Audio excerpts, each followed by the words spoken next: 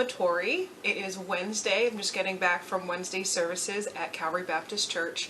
I just wanted to share with you the message because the message of this evening really resonates with what we are doing on this platform.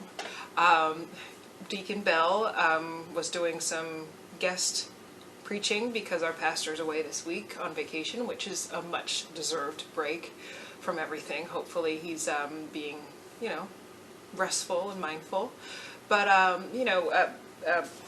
Officer Bell was talking about, Philippians 2 to 3, or 2 and 3. So that says, "Fulfill ye my joy, that ye be like-minded, having the same love, being of one accord, of one mind.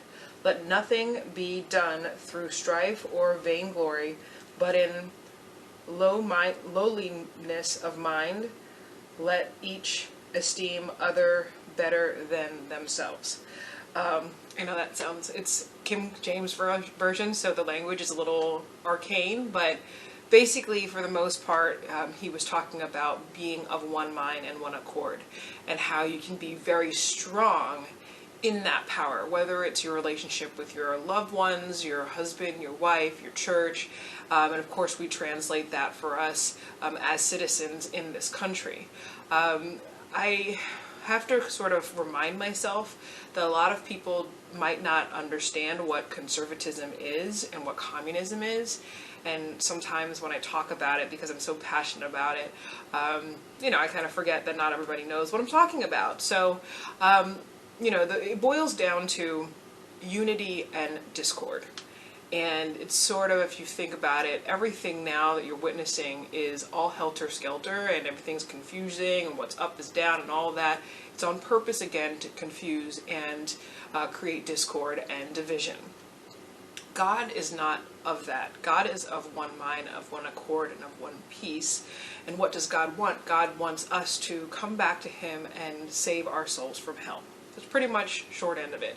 He sent His only begotten Son down to us to be the perfect sacrifice, so that we can, again, reconnect and reclaim our love for God through Jesus Christ. That is what we believe. That's what Christians believe. And because Christians aren't speaking up about our values, especially in this crazy secular world, let's be honest, the devil is winning.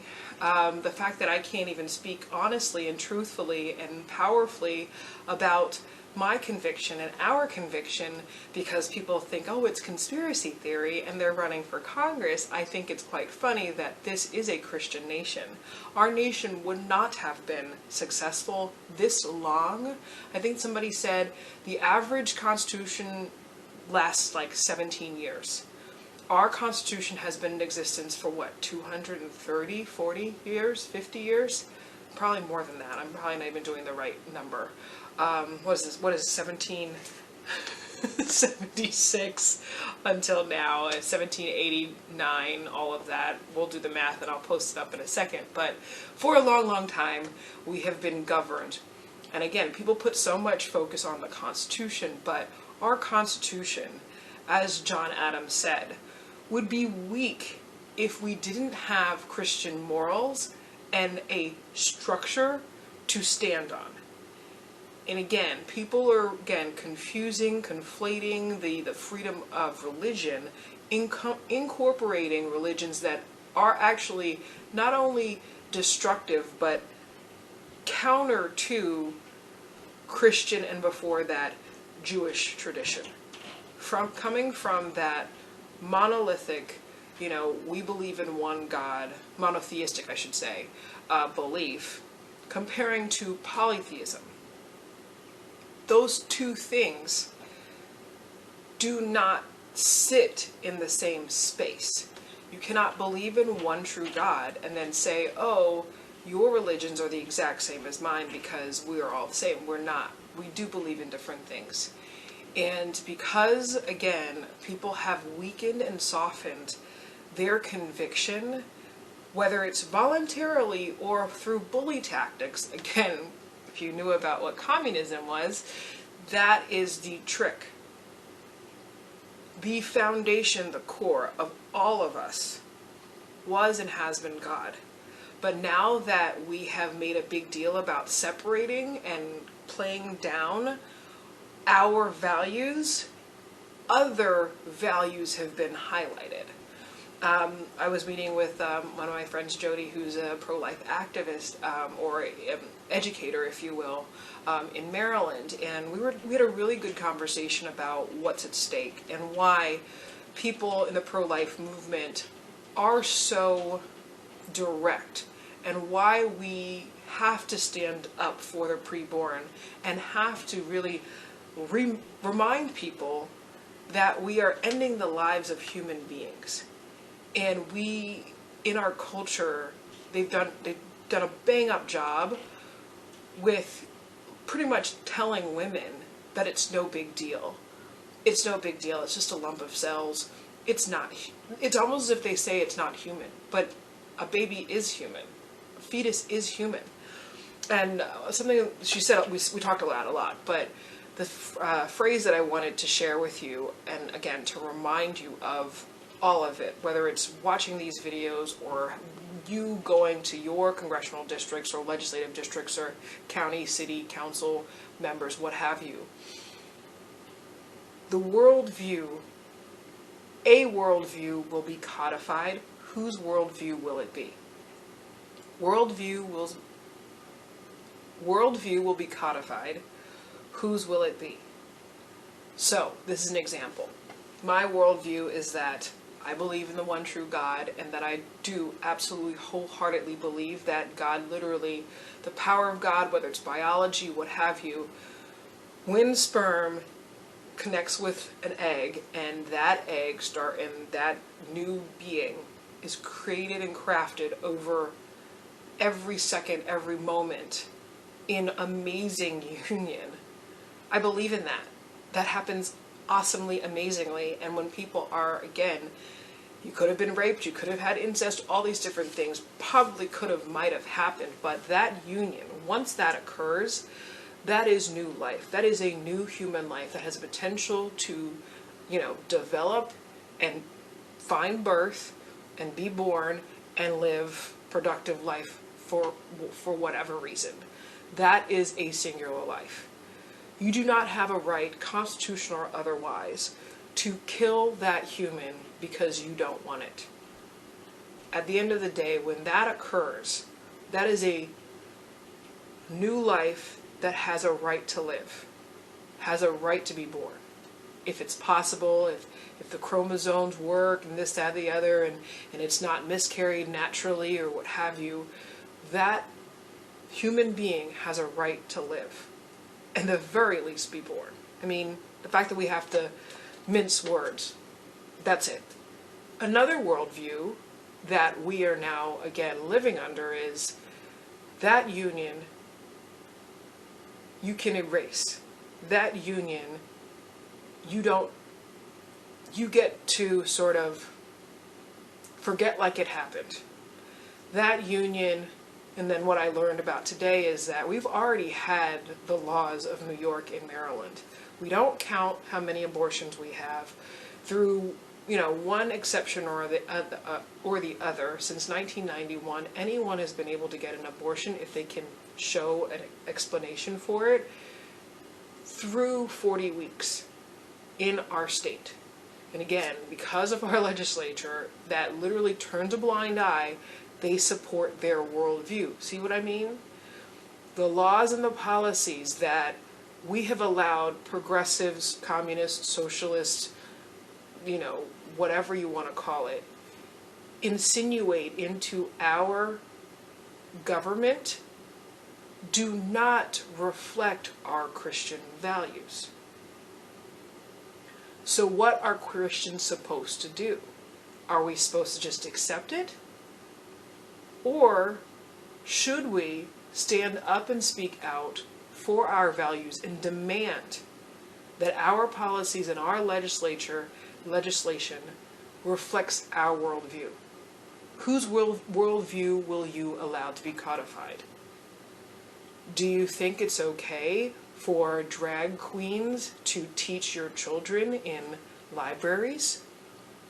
Do you think that's appropriate? Do you think that grown arse men horrifically dressed like they think they're women, but it is a caricature of women? Do you think it's proper for your 4-year-old child, girl or boy, to sit on the lap of a man who is dressed in drag in story time?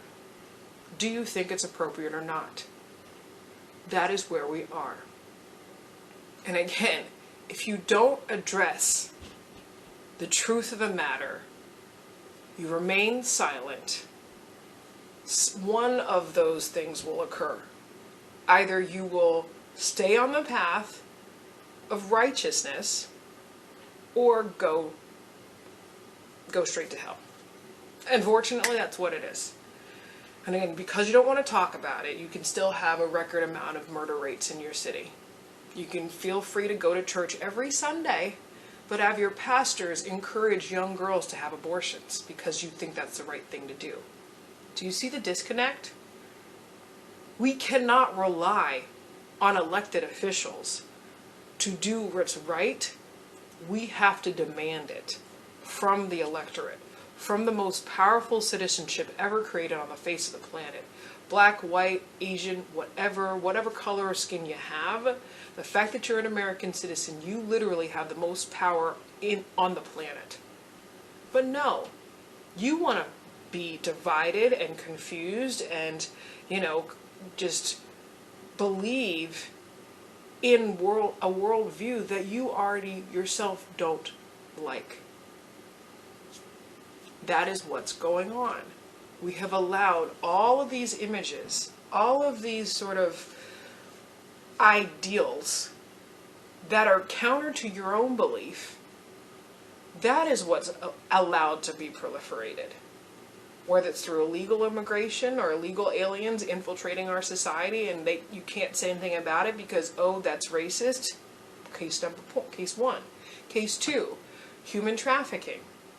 The fact that you don't know that there are more enslaved individuals, either through labor or through sex slavery, in existence on this planet than ever in the history of the transatlantic slave trade, and you're not doing anything about it. That's two, another worldview that's proliferated that you don't do anything about. Three, yes, hypersexualization, and that's a cultural thing. It is encouraged by over-the-counter birth control, which you're pushing, abortion like it's no big deal. Again, you wouldn't have gotten to that point in society if you haven't normalized hypersexuality. And just bang it, it's no big deal, there's no consequences. Oop, throwaway culture, you can throw away your child at the same time. Do you understand? That slippery slope we've already gone down.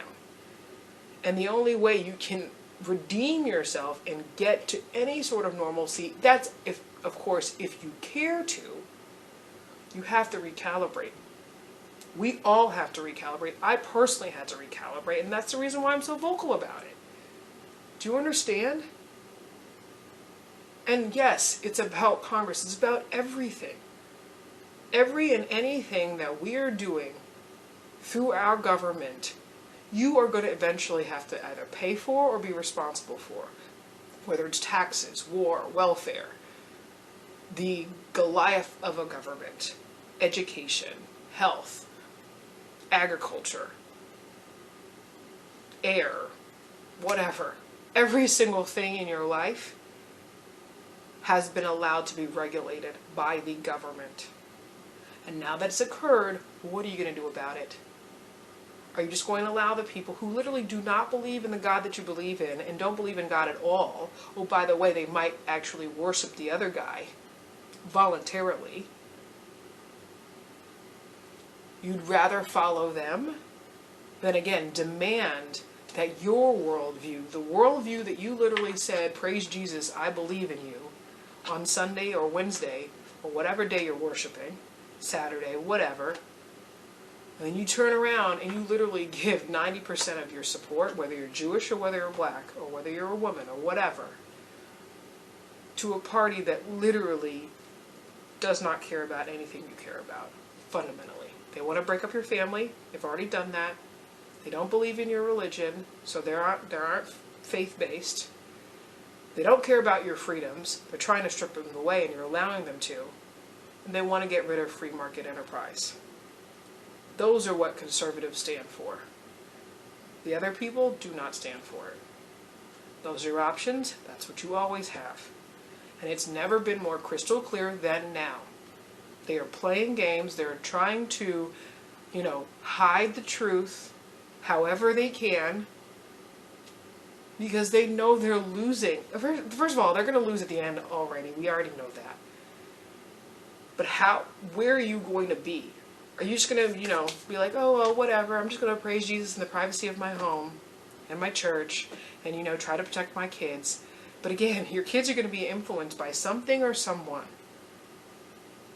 And what are you going to do about your time here? What are you going to do with your vote? What are you going to do with the money that you are going to support? Which candidate? Who are you going to, say, that's my congressperson. I know that they are being led by God, or at least discerning and appreciating the fact that there is a one true God. Let's start there. Or you're just going to have drag queen story time. That's where we are. That's what you want. You want 5 million genders. And you want me to, waste my time figuring out what pronoun you want to use because you want to feel better about yourself. Oh, and you want to make a law about it. Again, personal expression, do whatever you want.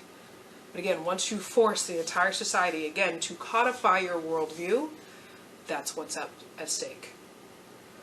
So, are you of one accord? Are you in unity under God? Or will you be in full discord, disarray, and chaos and confusion with the other camp? Those are the only options we've had this whole time. It's been that way since the beginning of time, and it will be that way until the end. So God bless you. Be mindful, study, learn, discern, believe what you see with your eyes. This is not the most racist time in the world. This is not in the history. This is not the most sexist time in history. This is not the most bigoted time in history. The Republicans are not the racists. The Republicans aren't the bigots. There are bad people in all walks of life. So you decide how you're going to live your life and what sort of life you're going to leave to the next generation. Oh, by the way, you killed half of it. Or you allowed it to be killed. And we're at the place where we are. So I gotta go. These videos are gonna be a lot shorter because I'm so busy. We got less than 2 weeks. Please support. Visit our website. Volunteer, contribute, vote, share this information with everyone. We need to spread the message. And we need to win this district. We need to win this district back. And again, turn people back to Christ, because clearly nothing else has been working this whole time. That's the whole point. So, God bless you, and see you next time.